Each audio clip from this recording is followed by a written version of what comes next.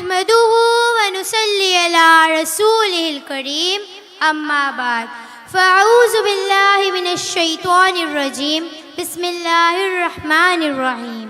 حاضرین جلسہ، معزز معلمین و معلمات اور میری عزیزہ بہنوں، السلام علیکم ورحمۃ اللہ وبرکاتہ۔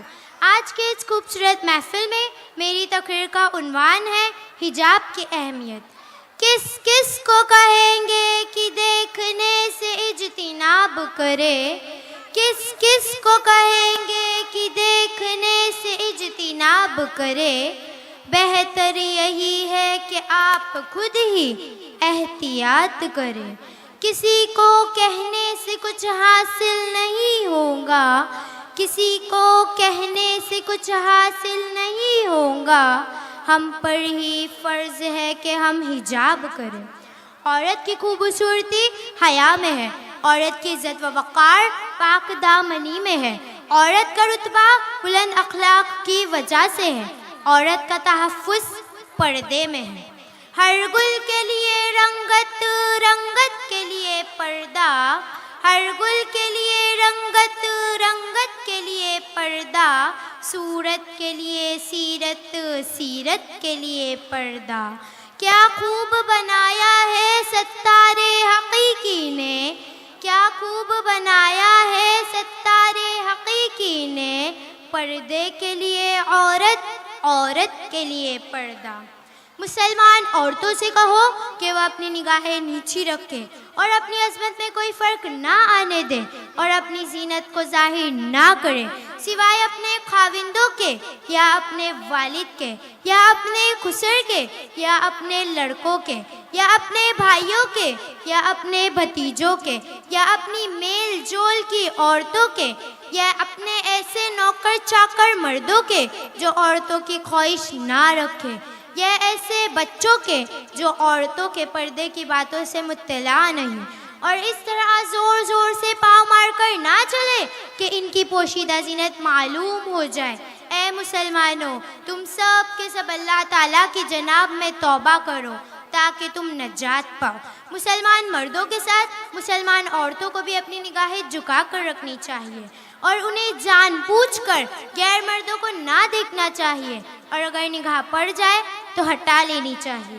مردوں کے لیے عورتوں کا ستر اس کے ہاتھ اور اس کے منہ کے سوا اس کا سارا جسم ہے، جسے شوہر کے سوا کوئی دوسرے مرد حتیٰ کہ باپ اور بھائی کے سامنے بھی نہ کھولنا چاہیے۔ حضرت عائشہ رضی اللہ تعالیٰ عنہ روایت کرتی ہے کہ ان کے یہاں ان کے اخیانی بھائی عبداللہ بن طفیل کی صاحبزادی آئی ہوئی تھی۔ رسول صلی اللہ علیہ وسلم گھر تشریف لائے تو انہیں دیکھ کر منہ پھیر لیا۔ حضرت عائشہ رضی اللہ عنہ نے عرض کیا، یا رسول اللہ، یہ میری بھتیجی ہے۔ آپ صلی اللہ علیہ وسلم نے فرمایا، جب عورت بالغ ہو جائے تو اس کے لیے حلال نہیں ہے کہ وہ ظاہر کرے اپنے منہ اور اپنے ہاتھ کے سوا، اور ہاتھ کی حد رسول صلی اللہ علیہ وسلم نے خود اپنی کلائی پر رکھ کر اس طرح بتائی کہ آپ صلی اللہ علیہ وسلم کی مٹھی اور ہتھیلی کے درمیان صرف ایک مٹھی کی جگہ باقی رہی۔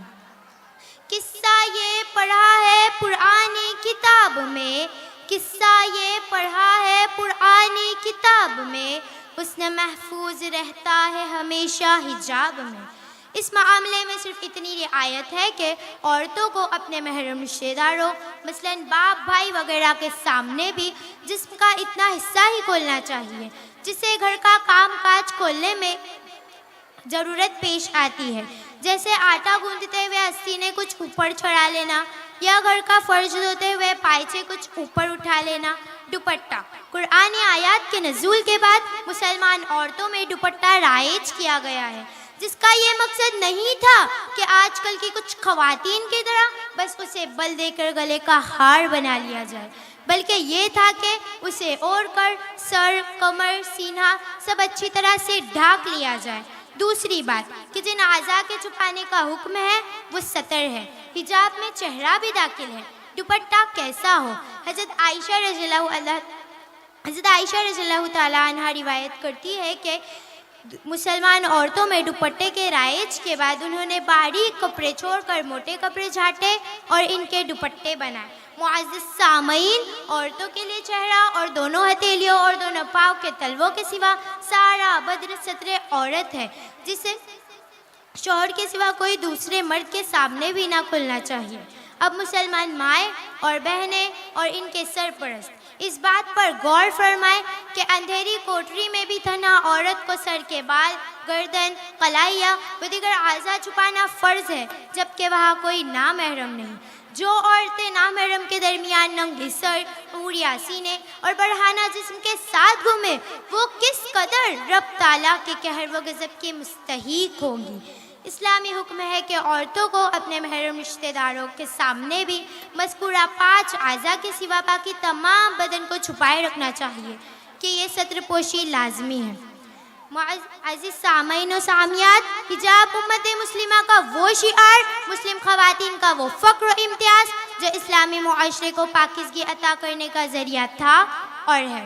حقیقت یہ ہے کہ پردہ و حجاب عورت کو تقدس ہی نہیں، تحفظ بھی عطا کرتا ہے۔ پردہ عورت کی زینت ہے اور شرم و حیا اس کا زیور ہے، اور اس زیور کی حفاظت پردے کے ذریعے ہی ممکن ہے۔ میری پیاری بہنوں، خود کی قیمت کو سمجھو، پردے کو اپنے ایمان کا جز بنا لو۔ ہم نے گھاٹے کا سودا نہیں کرنا ہے، انشاءاللہ ہم اپنے پیارے رب تعالیٰ کی عطا کی ہوئی ہر قوت کو اس پاک ذات کی رضا حاصل کرنے کے لیے صرف کریں گے۔ ہم اپنی زندگی کے راستوں کو ان روشنیوں سے منور کریں گے جو رب کی معرفت کی روشنی ہے۔ اس روشنی میں ہم نے قدم بڑھاتے ہوئے اپنے پیارے رب تعالیٰ کا حکم ماننا ہے جو اس نے اپنے پیارے محبوب صلی اللہ علیہ وسلم کے ذریعے ہم تک پہنچایا۔